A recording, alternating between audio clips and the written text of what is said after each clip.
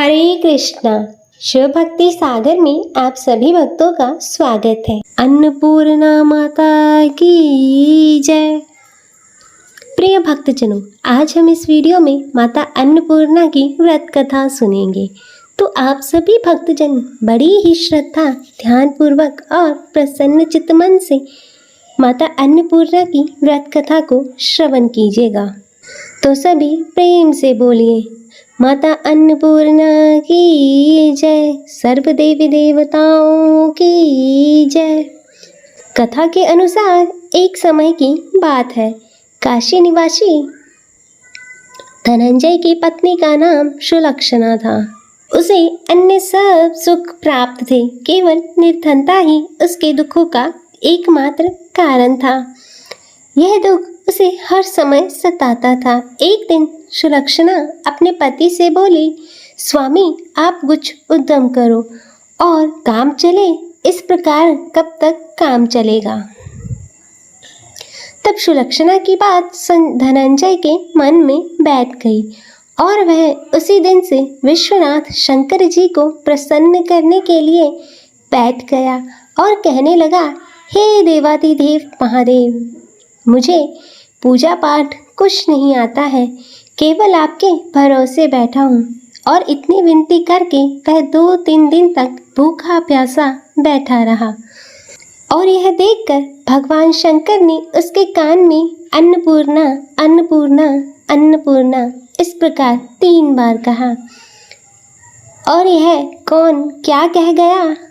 और इसी सोच में धनंजय पड़ गया कि मंदिर आते ब्राह्मणों को देखकर पूछने लगा, पंडित जी अन्नपूर्णा कौन है।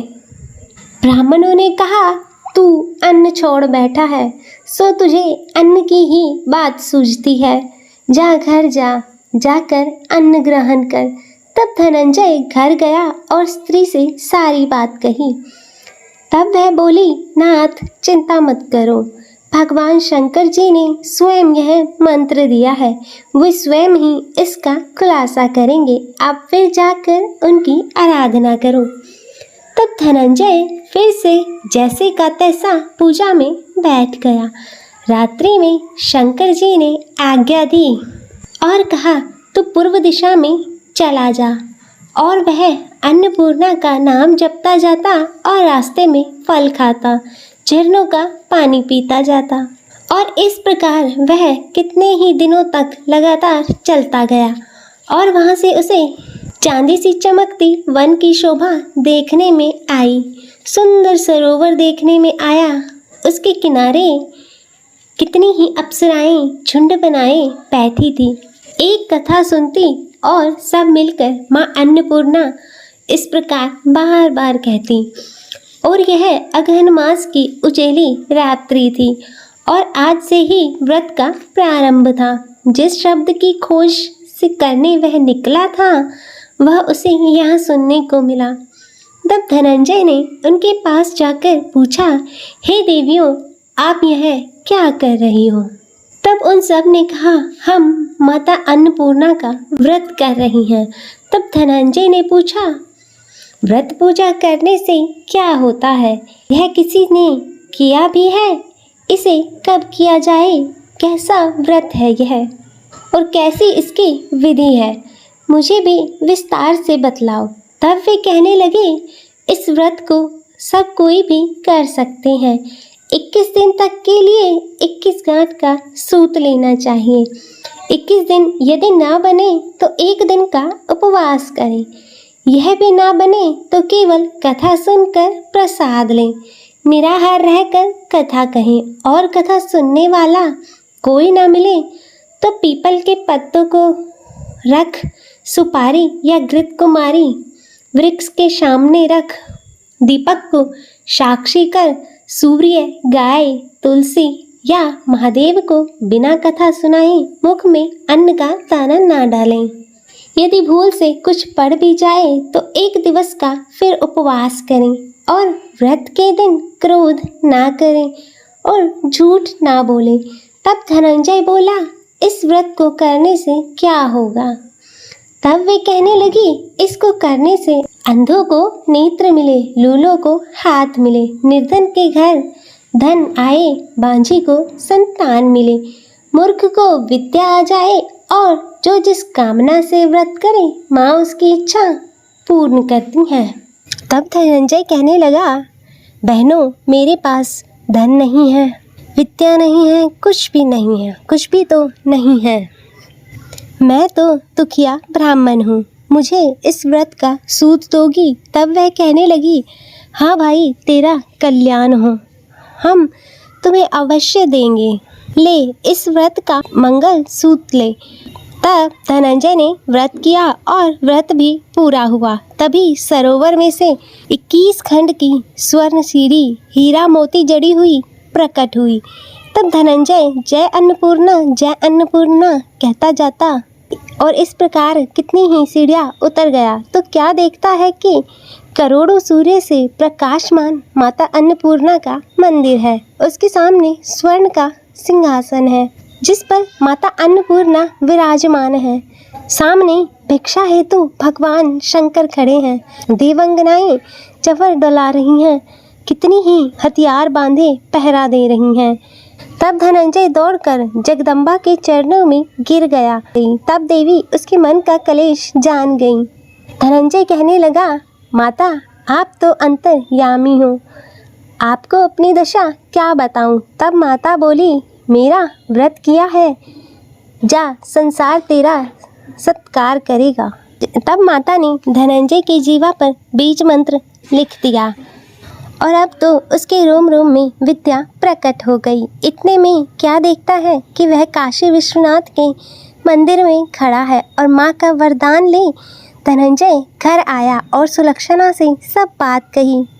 माताजी की कृपा से उसके घर में संपत्ति उमड़ने लगी और छोटा सा घर बहुत बड़ा गिना जाने लगा। जैसे शहद के छत्ते में मक्खियाँ जमा होती हैं, उसी प्रकार अनेक सगे संबंधी आकर उसकी बड़ाई करने लगे और कहने लगे, इतना धन और इतना बड़ा घर, लेकिन एक सुंदर संतान नहीं तो इस कमाई को कौन भोगेगा?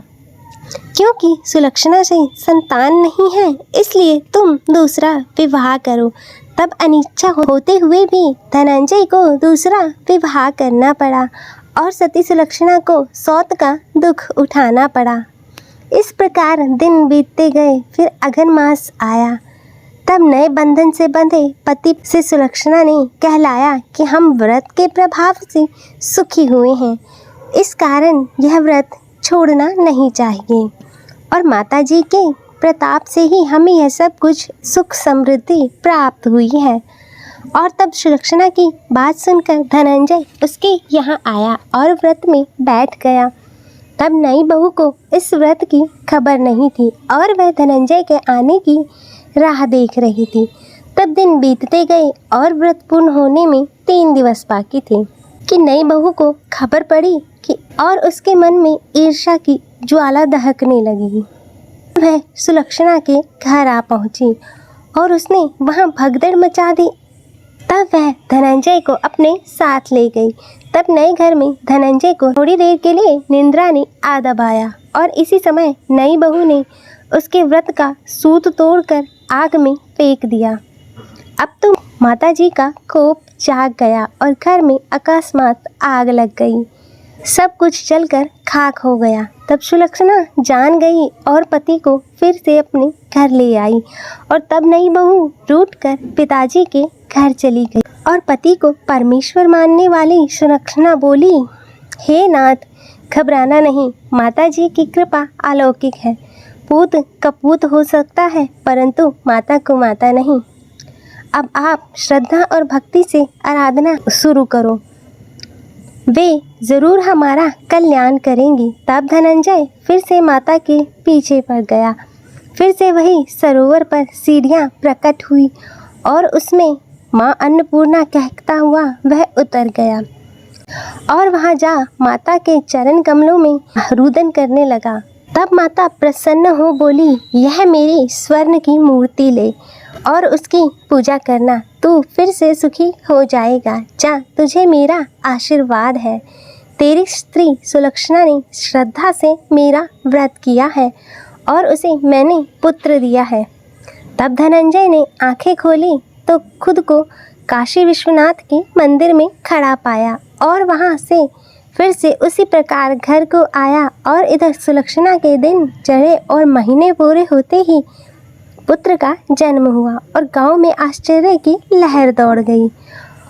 इस प्रकार उसी गांव के निसंतान सेठ के यहाँ पुत्र होने पर उसने माता अन्नपूर्णा का मंदिर बनवा दिया और उसमें माता जी धूमधाम से पधारी और यज्ञ किया और धनंजय को मंदिर के आचार्य का पद दे दिया।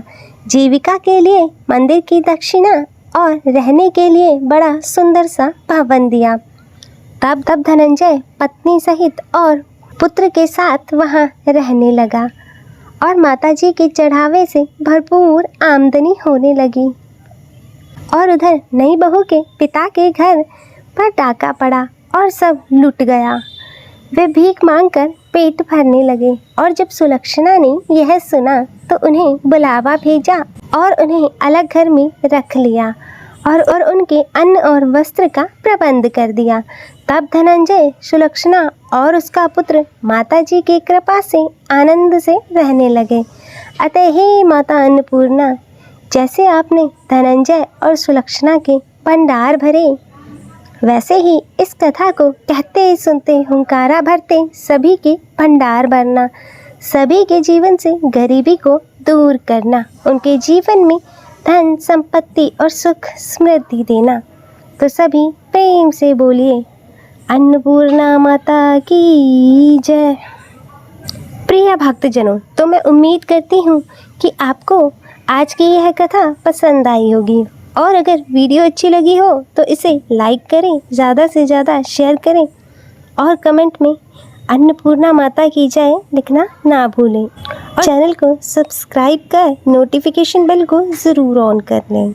हर हर महादेव। ओम नमः शिवाय।